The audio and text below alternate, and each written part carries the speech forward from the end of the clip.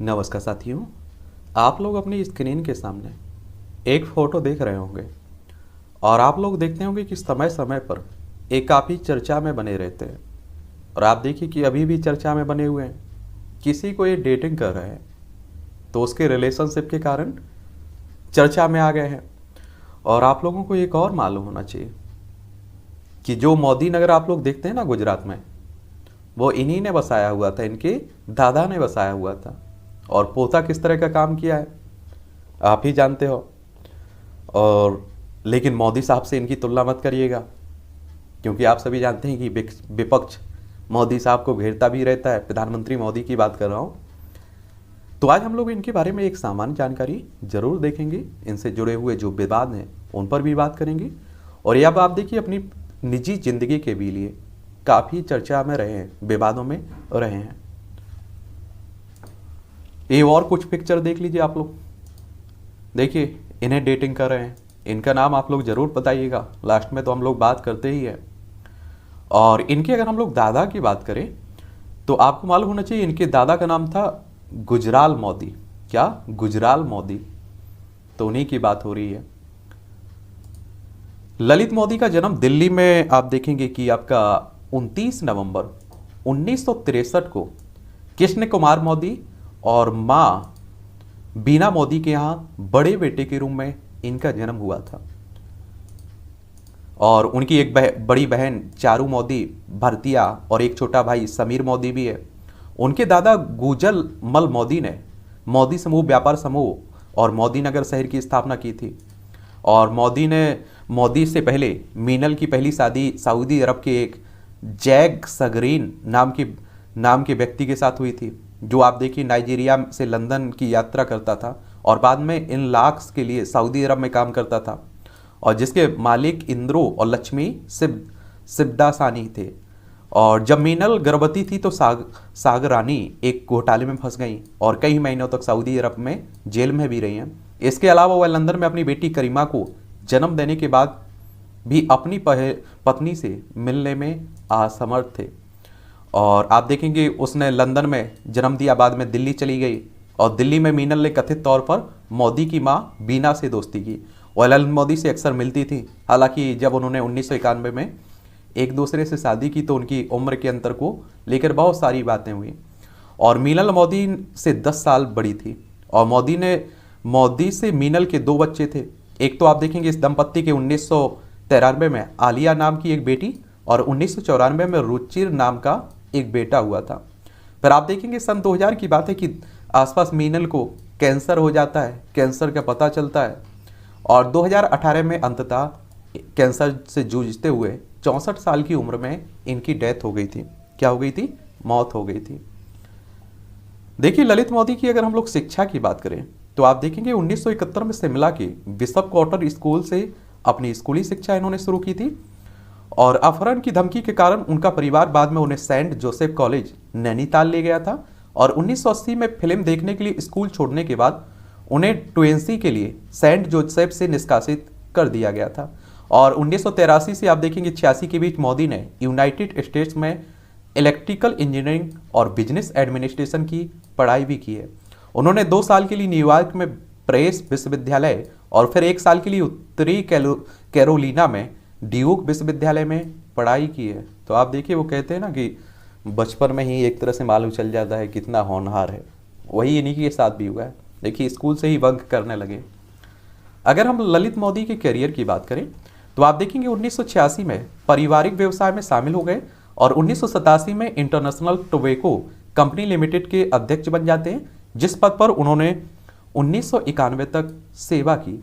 Lalit Modi Godfrey Phillips India के गैर स्वतंत्र और गैर कार्यकारी निदेशक भी बने।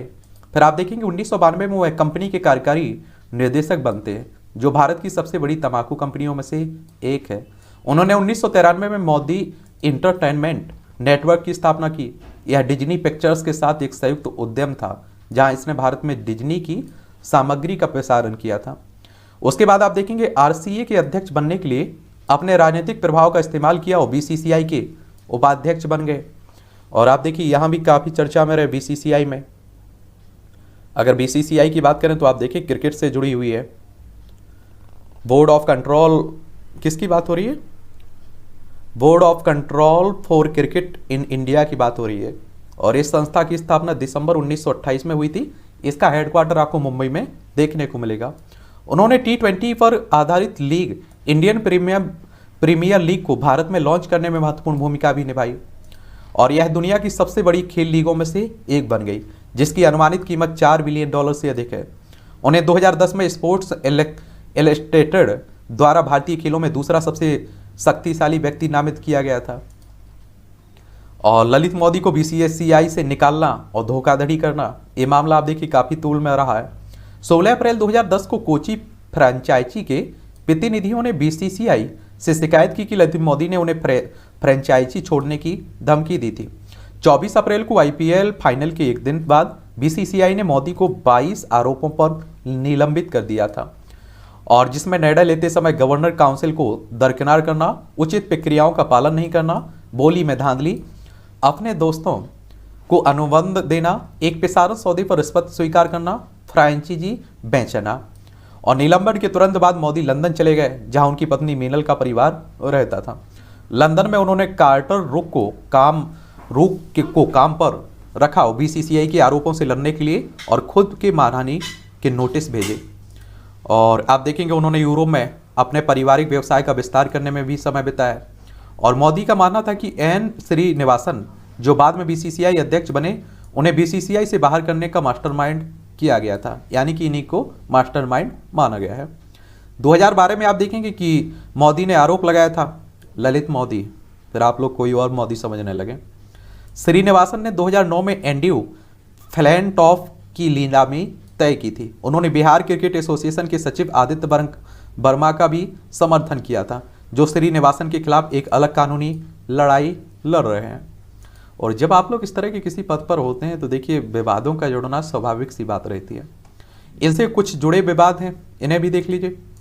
ललित मोदी का विवादों से नाता बचपन से ही रहा है। साल 1985 में उन्हें यूनिवर्सिटी में ड्रग्स बेचने के आरोप में गिरफ्तार किया गया था। आप समझ सकते हैं, स्कूल के दिनों की बात है, कॉलेज के। और इसके बाद उन्हें वहीं छात्र को होशियार से हमला करने के जुर्म में भी हिरासत लिया गया था। और साल 2008 में IPL सीजन की शुरुआत की गई और साल 2010 में IPL में 2 नई टीमें पुणे कोची जुड़े। इसमें ऑक्शन में हेराफेरी और गैर जरूरी लाभ लेने के कई आरोप भी लगे। उस समय ललित IPL के प्रेसिडेंट भी थे।